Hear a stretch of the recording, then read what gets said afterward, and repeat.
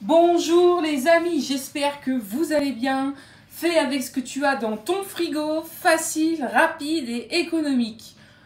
Pour cette nouvelle vidéo, on a des radis, des tomates cerises, une carotte, un oignon rouge, de la salade et du chèvre frais. Donc pour cette nouvelle vidéo, on va faire une tartine végétarienne. C'est-à-dire qu'on va mettre des légumes et du fromage frais, du moins du chèvre frais. Mon chèvre frais, je l'ai travaillé, j'ai mis des échalotes. Là, j'ai 150 g de chèvre frais. Donc, j'ai mis une grosse échalote, un peu de ciboulette, de la fleur de sel, un peu de moulin de poivre et un filet d'huile d'olive. Voilà. Comme ça l'assaisonne bien mon chèvre frais. Et on va venir avec une tartine de pain classique. Ceci, c'est un pain complet et bio que j'ai acheté à ma boulangerie d'à côté de chez moi. Entre parenthèses. Donc, on va venir mettre le chèvre sur la tartine avec plein de légumes dessus. Bio, c'est frais. Quand ça arrive le beau temps, c'est la bonne période pour les tartines comme ça. Fraîcheur, on cherche de la fraîcheur. Donc, on va mettre notre chèvre frais dans une poche à douille. Je vais vous montrer un dressage qui est assez sympa. Donc, la poche, la douille, il faut qu'elle soit comme ça de préférence. Parce que si vous prenez une douille cannelée, les échalotes et la ciboulette ne passeront pas. Voilà, il faut prendre une grosse douille cannelée, mais je trouve que ça donnera pas forcément mieux.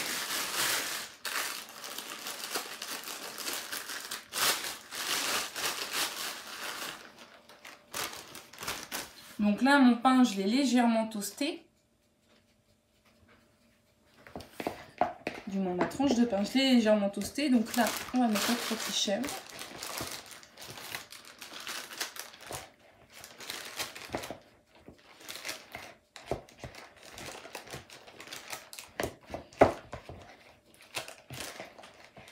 Dans notre poche.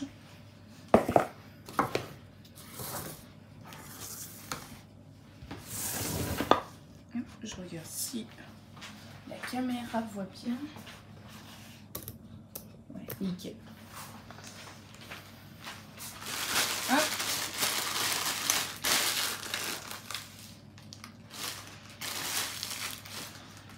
Hop. Et on appuie. Voilà.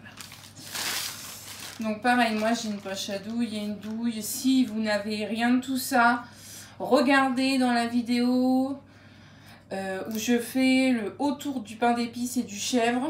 Elle va s'afficher, le lien va s'afficher. Et là, je vous montre aussi une autre, si vous n'avez pas de poche à douille, comment faire une poche à douille soi-même aussi.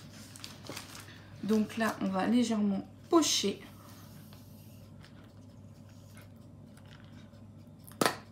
Voilà.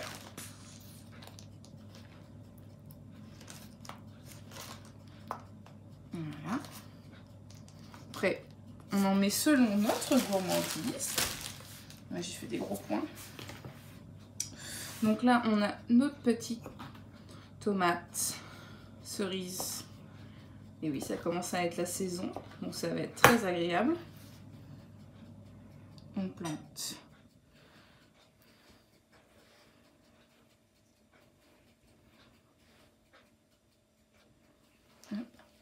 Je vais vous zoomer pour vraiment vous voyez. Si je peux. Ça, c'est pas dit. Là.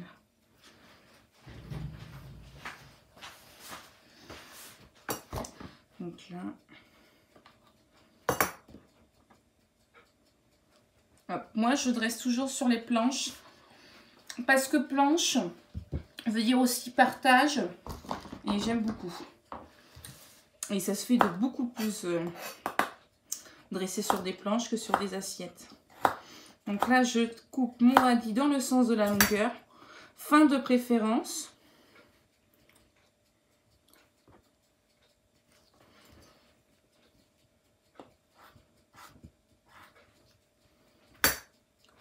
On va ramener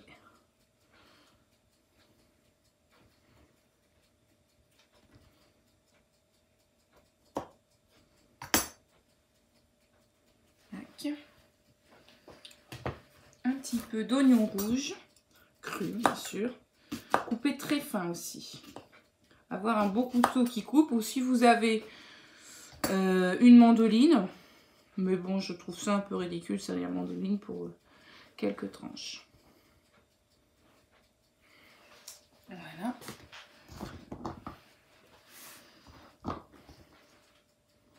Tac, on va rajouter une petite.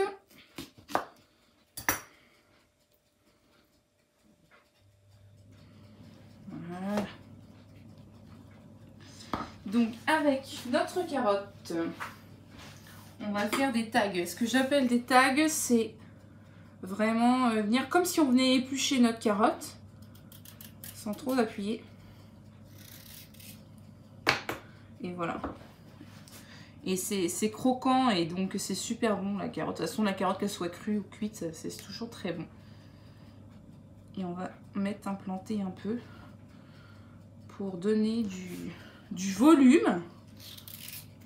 Pour donner du volume et de la couleur. Toujours très fin. Aussi, si vous avez un rasoir c'est comme l'économe, mais ça fait vraiment le style rasoir comme les hommes, quoi. Hop, voilà, carotte.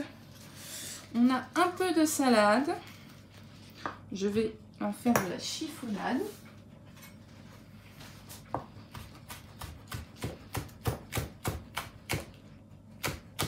Voilà. Et on va venir en mettre dessus. Voilà. Pas trop non plus, c'est vraiment histoire de dire.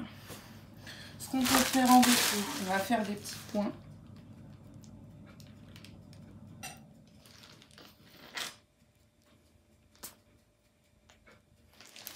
Tac.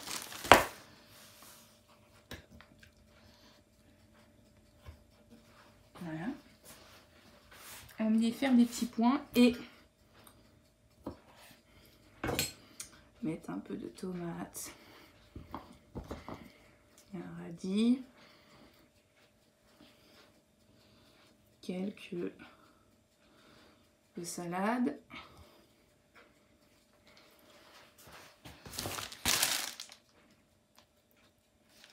je rajoute, on est gourmand en chèvre mes amis.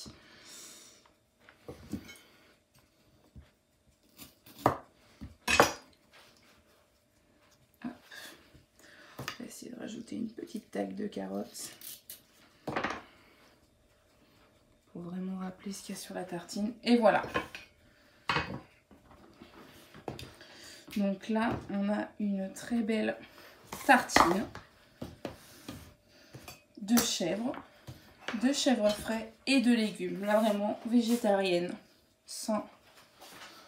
Allez, magnifique cette tartine. Franchement, elle est très très belle. Je vous montre si vous pouvez voir. Donc voilà notre tartine.